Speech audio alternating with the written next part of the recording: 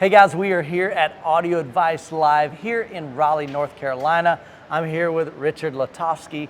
We're here with madVR. Richard, we had a chance to hang out last year at Audio Advice Live.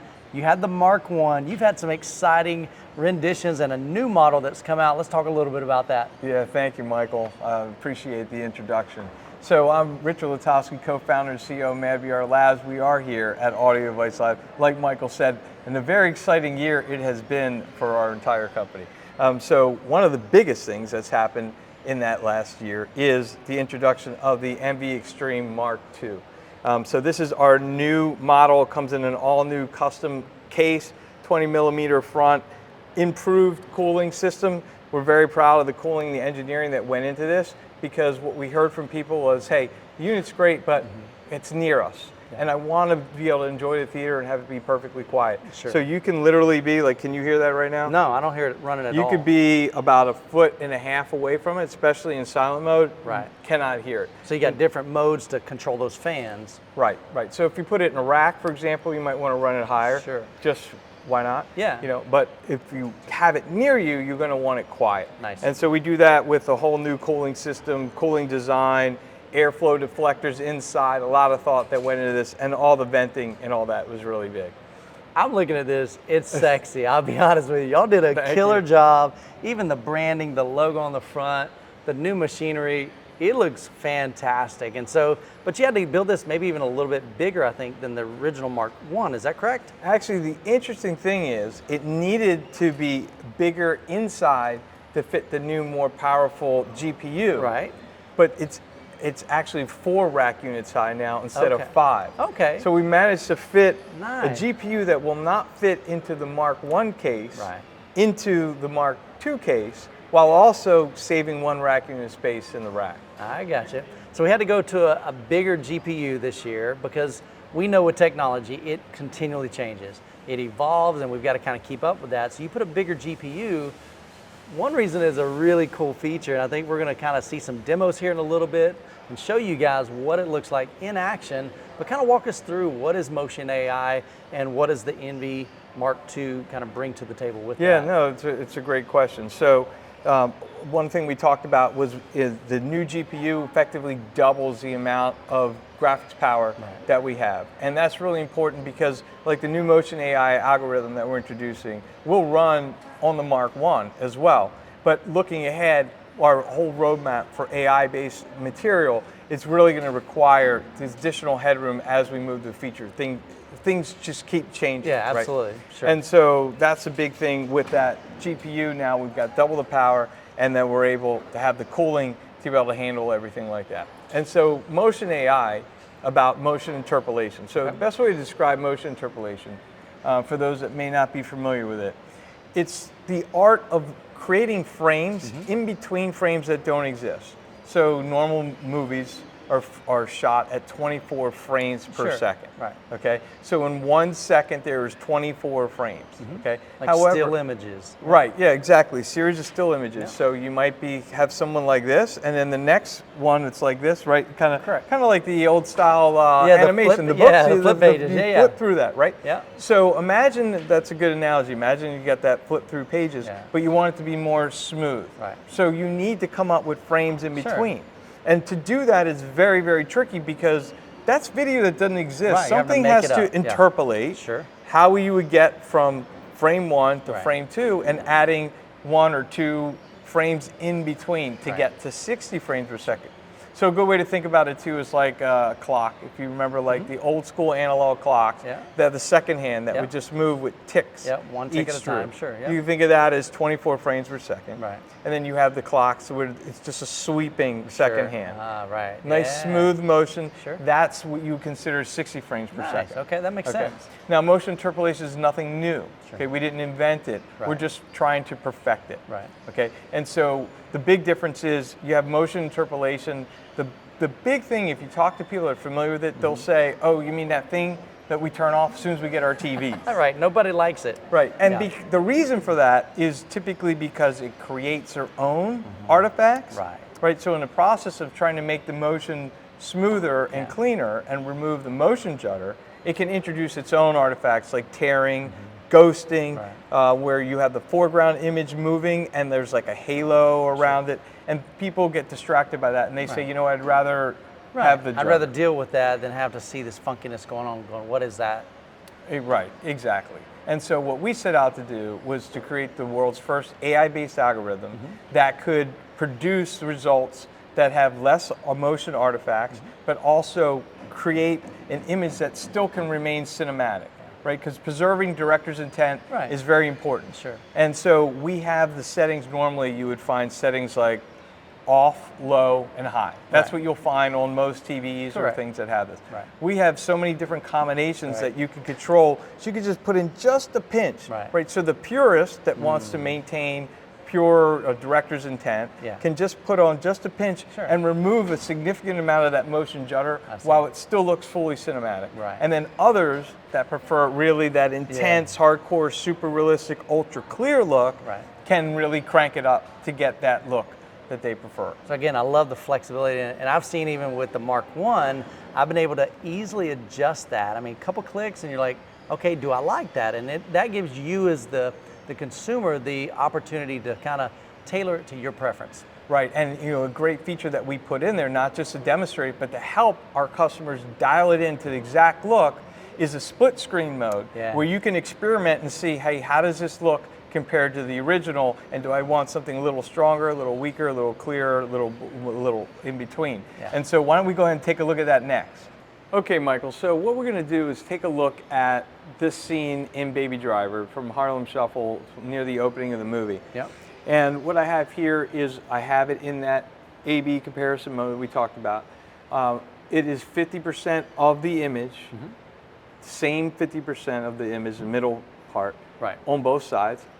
The AI, motion AI, is on the left and off on the right. Okay. Okay, and I'm gonna go ahead and roll this. Hopefully the camera picks up these differences. Sure. Sometimes it may not, so the audience may need to use a little bit of imagination Okay. based on what it is. So I'm gonna go ahead and roll this, and right now I have it on balanced mode. So you Okay. can make this stronger effect or lighter effect, but we're gonna kind of pick middle of the road balance Okay. for this. So I'm gonna go ahead and roll it, and you can see, I can see already on the right, some things are kind of jittering, I guess. right, yeah, we refer to that as a judder, and you can just see how clean and clear it is on the left. Oh, absolutely. And on the right, you have that instability. Okay, so as he comes through, and we'll just kind of talk through this, because there's some really interesting things to note, okay? So we talk about director's intent, and that's really interesting. This segment, it brings up a question because, you know, if you know this movie, it's the beat of the movie is yeah, to the action. it is. And also, as you see that go by on that mailbox, Right. okay, there's a sticker or a label on it that says scratch. In fact, I'm gonna turn this off, and I turn the motion AI off. So watch as it goes by. Okay. Okay, see this blue sticker? Yep. Okay, it says scratch. Okay. Now, it's actually timed to say scratch, or for that to come into the frame and go through Right. when the music and the lyric Right. scratch is said. Sure. Okay, but you can't read it.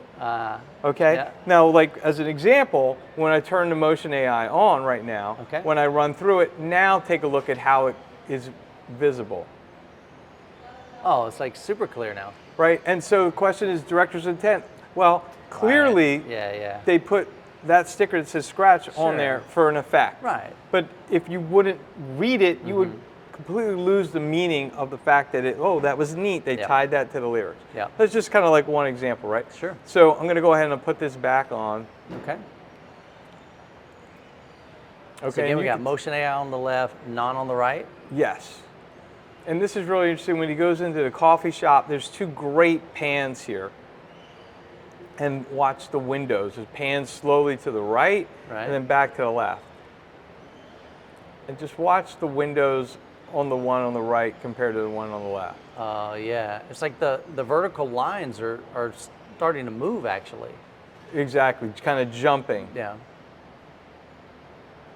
Okay, and then what I'll do is I'll just back that up and show that again, but this time I'm going to just go on and off. So that's, let me get a little bit better shot. So I can click this button here and turn it on and off instantly. Okay, right. Right now it's on. Now it's off. Yeah. On. Yeah, hopefully the camera can pick up what I'm seeing with my eyes, because it's definitely pretty obvious. Off. On. And off. So it kind of gives you an idea. Now that is on the, that's on the balance mode. Okay. Okay. So if we want to take a look and say, well, how would this movie look being able to use motion AI while preserving director's intent? Because we have a lot of customers that's important to. Sure, absolutely. So let me just bring this back to the beginning. I'll just kind of play that same clip again. This time I'm going to put it on low. Okay, so now we have more of that judder coming back. Sure. Okay, and then you can see now, like if I go on and off, that's on. Right. Oh, that's off. Hold on. On and off, right? So you have that stability Sure. that comes back while still preserving that original cinematic look. Right. So again, giving the consumer kind of the power. I mean, in their hands, literally with a remote, they can adjust it, they can tweak it, they can add as much or little, or kind of get in between the balance like you're talking about, really just for their preference and for their likeness. Yeah, that's the whole idea, right? Is that, there's some people that everyone, it's sort of like anything else where there's different tastes, and some people are more, prone to the judder and are bothered by it more than others. Some people not so much. And so this allows you to find that exact point, whether you want just a pinch to get rid of some of that judder while making it completely cinematic and just like the director intended, or whether you want to go, and it also can depend on the content. So if you're watching something like Planet Earth 2, it can be really fun and interesting to put it on a higher level, and then it is super crystal clear, but not necessarily something you're expecting to look like film. Right. So not objectable to some people in that scenario. So it's just really all about a matter of personal taste and giving you all the different options to be able to find that sweet spot for your own liking. All right, Richard, you've got some exciting things happening with the Mark II. I'm super pumped for you and your company and madVR, what you bring to the home theater community. We've seen a cool demo here. We're actually got some more demos that we'll be doing even on my channel. I'm trying to get caught up. I've been traveling so much, but I want to make some more content showing even just the original Mark I, still a great unit. This takes it to the next level, but I love what you're doing here. I think you guys are really leading the space, especially with this motion AI. We know AI is the future. It's not sometime in the future, it is now. It's like happening now, and being able to tap into that and make some adjustments literally on the fly. Clicking a button, your new remote is super easy to use, and to be able to customize that, to be able to turn things on and off. I did a demo of that even on my channel. That was great, yeah. So I'm excited for you, man. I really love what you're bringing to this space. And so if somebody wanted an Envy, I know you got a couple different models, is that correct? Yeah, we have the Envy, this is the Envy Extreme Mark II, and it's also Envy Pro Mark II. Okay, so if they're interested in either one of those, where's the best way to kind of get connected and pick one up? Sure, thank you for all that and sharing your viewpoints on that. I appreciate that. So best thing to do is go to our website, www.madvrnv.com, where you can find all sorts of resources. There's a link where to buy to get connected with the dealer in your area, whether you're a DIY type of person or whether you want a dealer that can do the installation and help you with that on your project. We also have a great Instagram channel at madVR_labs, as well as our YouTube channel is fantastic. All sorts of videos, including several of yours. Yeah, appreciate it. Where you can learn all sorts of ins and outs of the product and do more of like a deep dive to really get up to speed. Yeah, so I'm learning, and this is new to me, and so one thing I try to do with you guys is just bring you along my journey. So as I learn new, basically features that the madVR Envy brings to the table for, especially like my screen. I've got a 150-inch screen. It's been awesome not having to switch back and forth between lens memory. So nonlinear stretch is a game changer for me. Motion AI is really nice to be able to see that on a 150-inch screen. It's really You can see it on the TV, but when you're watching on a big screen, it's really, really obvious what it's doing and even just minute adjustments. And I just love the fact that I've got full control over how much of that I want. And it's an interesting point, if I could just jump in for 1 second, because you mentioned large screens, and we're also seeing an uptick in big flat panels, LED walls, and so being able to use, like, the bigger and brighter the screen, the more challenging it can be with motion artifacts. Makes sense. And so the timing is perfect for Motion AI to come out with what's happening in the industry. Yeah, we even saw a big 146-inch Samsung The Wall here at the show at Audio Advice Live. And so you've got madVR Envy all over this place. You've got them hooked up on projectors, TVs, a lot of the experience rooms. It's been really cool. It's been a lot of fun. Yeah, as always, Richard, it's been a pleasure, man. My pleasure. Thank you so much, Michael. Appreciate you having me on. Hey guys, we're having more content from Audio Advice Live, so make sure you're subscribed to the channel. Hope you have an incredible week. God bless. We'll catch you in the next video.